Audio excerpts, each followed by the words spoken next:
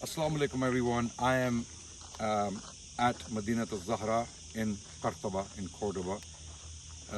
Islamic Spain. It used to be once upon a time Islamic Spain. Current day Spain, the city is still called Cordoba, and this is a historic site. A city was built here in 936 CE. It was started by Abdurrahman III, the most powerful ruler in Western Europe and possibly in the world. He started this city as a project to make the point that he is the most powerful man in the world, and he wanted all the ambassadors to come and meet him in this place. So he wanted to show the splendor and the power of the Islamic Caliphate in the West, in Spain. Madina al-Zahra was started in 936 CE, and it was finished in 10 years. Let's say 946 CE it was finished. And it lasted for nearly 80 years. Later on in 1013, just before the Umayyad Caliphate collapsed in Spain, the city was destroyed due to a civil war between the Berbers and the supporters of the Umayyads and other factions, right? So unfortunately, the city did not last more than 80 years, and then it was lost. It became an abandoned, lost site. It was rediscovered in the early 20th century by some archaeologists, and lo and behold, here we have what remains of this magnificent city. Once upon a time, one of the greatest and the most awesome city in the Western world. Cordoba was the largest city in the world with a population of 1 million people at this time. It was a city of scholars, philosophers, intellectuals, universities, mosques, public libraries. There were 70 public libraries, public baths.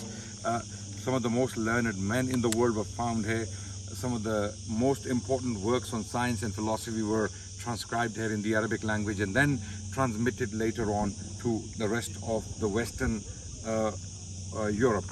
Okay, and it was from here that the European scholars got the knowledge they later developed and basically created what we called the European Renaissance. Okay, so Madina al-Zahra is right at the heart of it. This was an absolute statement of power and glory on the part of the Muslim Caliphate, and it remains standing to this day as a memory, as a reminder to Muslims as to how powerful Muslims were in Western Europe once upon a time and how much influence Muslims exercised.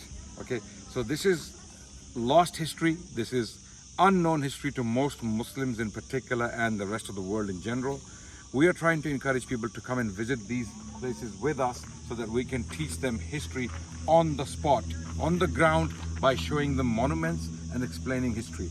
So there are many more tours taking place of similar nature in the future. You can go and check out the dates on halalgetaways.com, halalgetaways.com. Check out the website for future dates, for future trips to Spain, Al-Andalus, and Turkey and Morocco and other places, inshallah ta'ala. We look forward to seeing you there. This is a very important thing. You have to teach yourselves history, teach your children history, so that they have a sense of belonging to a civilization, so they know what was achieved before them, for them to look up to something. If you don't teach this to them, they don't know anything. They don't know what happened before they were born. They will never know, and they will never look up to it. They will never try to revive it. They will never try to learn from it. There's no inspiration for them. So in order to change all that, join us on these trips, inshallah. Assalamu alaikum.